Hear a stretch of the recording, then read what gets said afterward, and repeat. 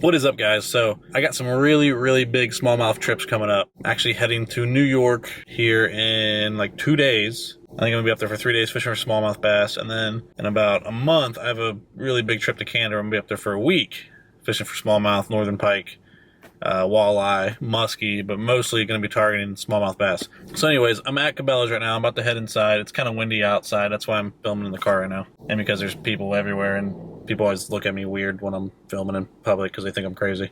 But anyway, yeah, I'm at Cabela's. I'm going to head in, pick out my top 3 favorite smallmouth bass baits, show you guys what I like to use to catch some big old slaunchy smallmouth bass. So, stay tuned.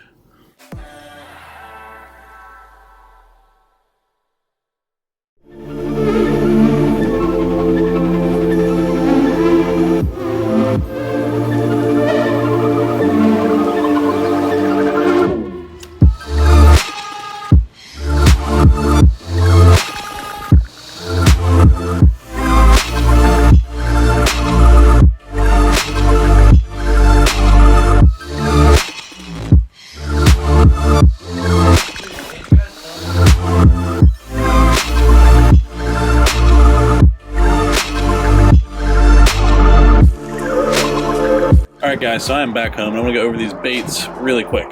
So anybody who smallmouth fishes knows that swim baits are a really good bait and a really effective bait. Now, I really like the Kayatex, which I couldn't find them for some reason in Cabela's, but these little Rage Swimmers by Strike King are almost identical, and I'm sure they will work just as good. This is pretty much how I grew up fishing for smallmouth, just throwing little 3 to 4 inch swim baits like this on a little jig head. You know, sometimes I use a swim bait hook, but for smallmouth I really like using a jig head. You know, obviously this just imitates a little bait fish. Smallmouth have smaller mouths, so that's why I only use a 3 to 4 inch swim baits for them. Another huge smallmouth bait that I'm sure you all recognize is the tube. I've caught countless big smallmouth on tubes just like this. I don't really have a brand preference. There's really only so many things you can do to a tube. I mean, every company pretty much makes the exact same product, but I do like to fish it a little differently than the conventional way people would fish these.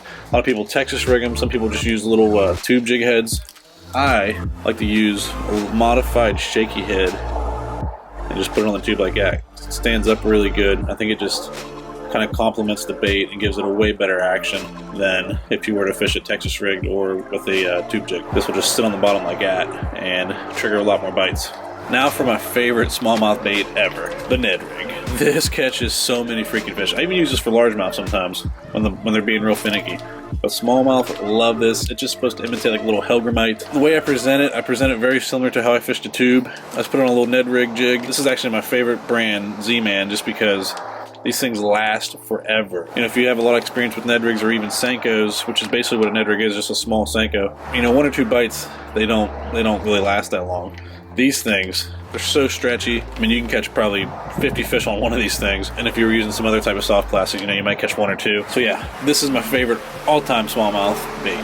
But yeah, so there you have it, my top 3 favorite smallmouth baits. I've caught really good smallmouth on every single one of these baits. I'm actually leaving tomorrow to go to Buffalo, New York to fish the Niagara River, and then in about a month I go to Canada. Probably even a little more excited for that trip than I am for the New York trip, but I should catch some studs for each trip. So I mean, I stacked up on these things. I should be getting some crazy content over the next couple months. Done a little smallmouth fishing around here. It's really not that great around here, so I'm super excited to head north and get on some big old brownbacks. But as always, thank you so much for watching. If you haven't already, please smash the subscribe button, hit the like button, and I'll see you next time.